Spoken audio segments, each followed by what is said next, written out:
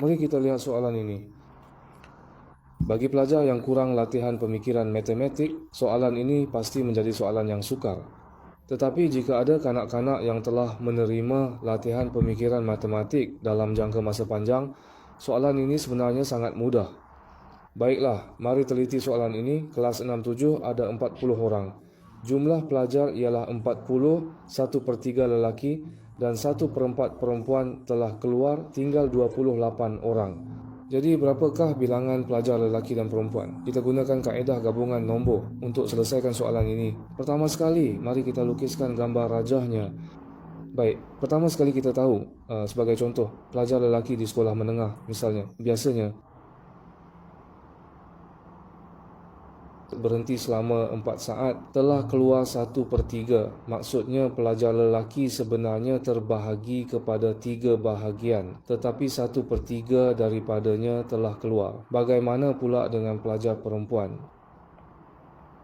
Dia telah berjalan 1/4 jalan. Ini bermakna jumlah pelajar perempuan sebenarnya boleh dibahagikan sama rata kepada 4 bahagian. Jadi bilangan pelajar perempuan boleh dibahagikan sama rata kepada 4 bahagian dan 1/4 daripadanya telah keluar. Jadi maksudnya untuk pelajar lelaki 1/3 itu, ya, dan untuk pelajar perempuan 1/4 daripadanya telah keluar. Jadi yang tinggal ialah 28 orang. Bahagian ini adalah yang tinggal, bahagian ini adalah yang tinggal. Betul tak? Jadi bahagian ini mewakili 28 orang. Baik, jadi kita tahu berapa jumlah pelajar dalam kelas 6-7. Jumlah pelajar dalam kelas 6-7 ialah 40 orang. Ya, jumlahnya 40 orang. Okey, sekarang kita tahu M, baiklah, 1 bahagian lelaki campur 1 bahagian perempuan. Okey, itu sahaja. 1 bahagian lelaki campur 1 bahagian perempuan adalah sama dengan 40 tolak 28, iaitu bersamaan dengan 12 orang. Jadi sebenarnya ada 12 orang pelajar. Ya, betul, 12 orang pelajar, semuanya 12 orang pelajar. Baik, jadi dengan ini kita boleh kira sebab kita memang sudah tahu maklumat yang diperlukan.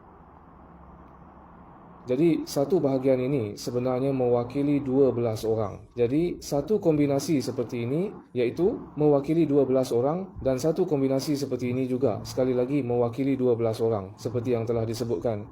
Jadi berapakah baki yang tinggal ini?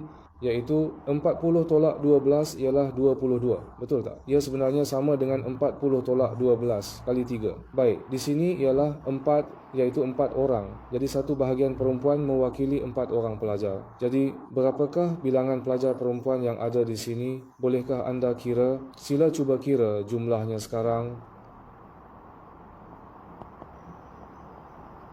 4 saat berhenti. Jadi, berapakah bilangan pelajar perempuan? Kita boleh kira dengan jelas dan mudah. Kerana ada 4 bahagian, jadi darabkan dengan setiap bahagian ialah 12. Jadi, pelajar perempuan 5 saat berhenti. Oh, setiap bahagian ialah 4 orang, ya. Setiap bahagian ialah 4 orang. Setiap bahagian ialah 4 orang. Jadi, pelajar perempuan ada 4 darab 4, iaitu 16 orang. Jadi, berapakah bilangan pelajar lelaki? Kemudian kita tolak bilangan perempuan daripada jumlah bilangan dan kita boleh dapatkan jumlah bilangan lelaki, iaitu 40 orang tolak bilangan pelajar perempuan, maka kita akan dapat pelajar lelaki seramai 24 orang. Adakah anda sudah faham? Jika sudah faham, jangan lupa untuk beri tanda suka dan ikut Cikgu Suria.